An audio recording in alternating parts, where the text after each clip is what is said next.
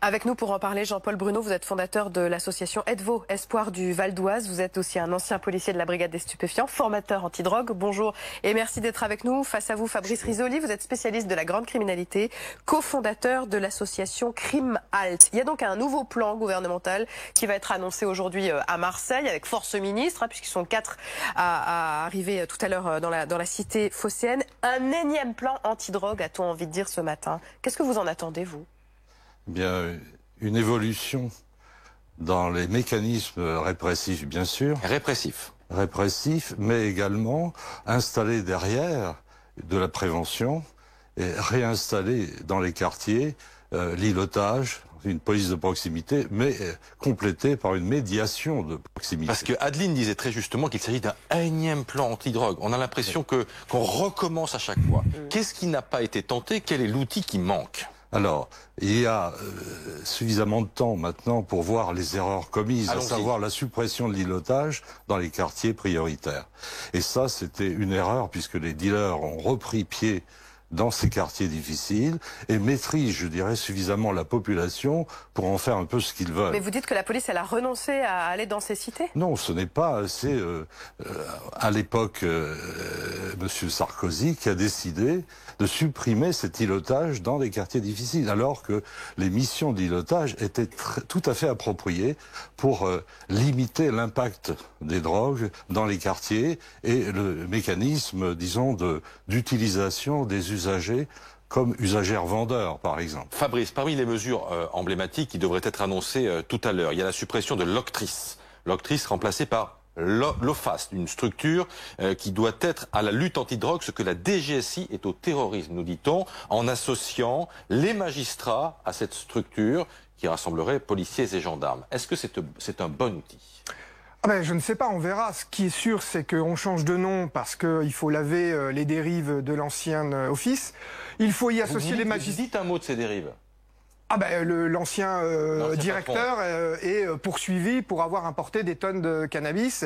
Et je passe sur l'affaire Néret, d'autres policiers emblématiques qui ont été condamnés parce qu'on a une manière de faire la lutte contre le trafic qui est toujours fondée sur les informations qu'on obtient du trafiquant. Les indiques. Mais en échange d'impunité, ce qui est le grand scandale. Alors qu'il faudrait travailler avec des coopérateurs de justice qui donnent leurs informations, qui quittent le système, on les protège, mais on ne devrait arrêter de travailler avec l'indic qui continue son business.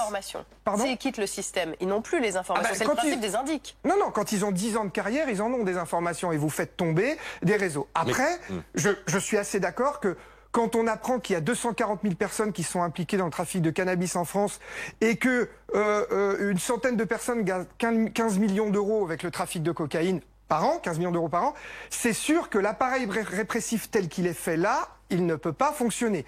Et dans notre association, nous n'avions pas de religion sur la prohibition, on a fait travailler nos jeunes, etc. Et aujourd'hui, on constate que la prohibition enrichit les gangsters. Partout où on a dépénalisé, la consommation a reculé. Portugal depuis 2000, même si c'est hypocrite, Pays-Bas depuis 1974, avec un des pays où la jeunesse consomme le moins de cannabis en Europe. Donc il faut s'interroger aussi sur les mécanismes de la prohibition. Dépénaliser, qu'est-ce que vous dites, vous? Moi, je dis que ce n'est pas le moment. Nos mœurs ne le permettent pas. Et nous sommes un pays latin.